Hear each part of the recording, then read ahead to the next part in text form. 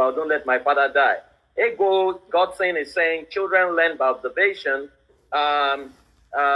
Also Godson is saying, is there any positive learning from trauma? Okay, I'm going to ask Ronke that. Is there any positive learning from trauma? We should, Vicky Omani is saying we should not normalize pain and we should provide safe space, enough space for family meeting. Okay, Ronke, someone is asking, is there any positive learning from trauma? That's a question. And while you're answering that question, I wanted to also touch a bit on the educational system. I mean, we cannot talk about trauma without talking about people who are going to write exams. Children are supposed to write exams. In this year alone, they've been in and out of school. They don't even know whether they are in school. They are not out of school. What is the psyche of the stakeholders in the educational sector? The people determine work. You know, so this minute, children should not come to school. Next minute, they should come to school. Are they, what is there even a term, this term?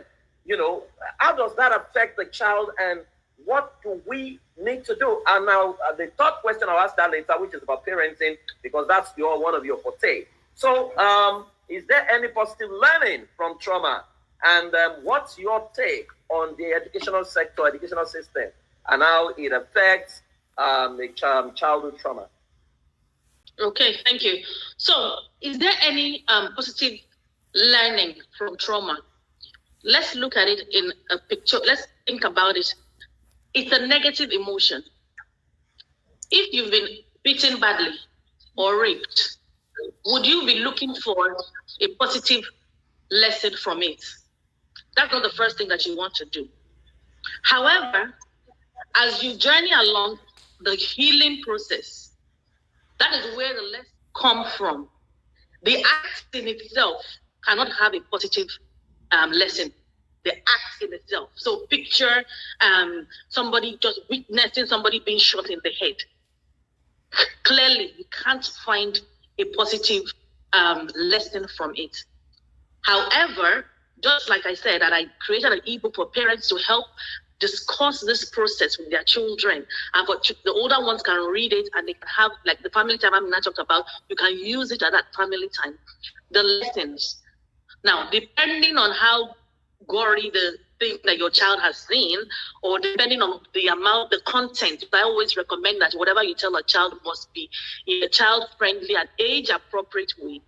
Then you can have conversations, learning points, learning moments, teachable moments from what has happened.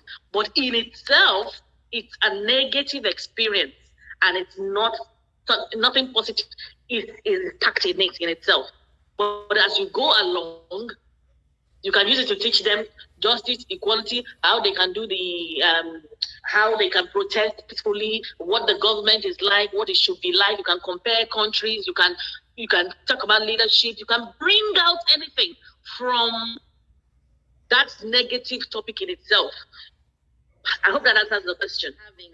Now, the second one was time, the additional bodies, the ministries of education and all that you have. Now, my own school of thought is always different, and I'm not always popular when I say some of these things, and it doesn't really matter. What is important is that we must understand that exam is just a type of assessment. It is not the end all and be all. If you don't do exams, you will not die. There are people that are successful and they've never done one exam, any exam in their life. They go on with their lives. They created businesses. They've done so many things. They don't pass exams. So we must stop putting exams on our head and assuming that we need these exams. We don't. Dear Nigerians, we don't need this exam. Put me in it anywhere. Our children are traumatized. And what we're thinking about is exam. Oftentimes because they have paid and we will have to refund the money. Let's face it. If they haven't paid the money, people keep their children at home. Now, when it comes to that money and they say e-learning and blah, blah, blah, when you want to collect the money, you have every technological, even the one I never heard before in my life, of collecting the money. Press this, press this, the money will just come out of the account. Press something, the payment method is that. Something, you will just collect your money. But when it's time to allow the children to learn from home and stuff like that, we don't know what to do. We don't have the funds. We don't have the things. But anyway, let me not even start. Not even all those palliative that we even. Let me just leave that one night. Those children don't need those exams. those children can be assessed at another time in a different way. They have continuous assessments. They can predict grades. Even when I did my A-levels in the UK, we had predicted grades already, even before we start the exams. We are capable of doing these things. You can predict a grade for a child. It's not everybody that even does exams. You can do an exam and pass. When I did my A-levels, I was predicted all A's. Did I come out with all A's? I didn't, because even the night before my A-levels, I was in the club. So really, what are grades really? Because passing an exam is state-dependent. Learning is state-dependent. If two children go for an exam, and mommy slaps one because that one did not come out into the car early, and the other one, mommy was supporting and boosting, and daddy was saying, you're going to do it, do it. That revision that we did, and they boost the morale, they affirm the child. Who is going to do better? Is it the one that is already, and if that one is smart, but the state at which you find that child, that one must be crying in the class or emotional about what has been traumatized, and then you bring the child before the exam. So passing an exam is state-dependent.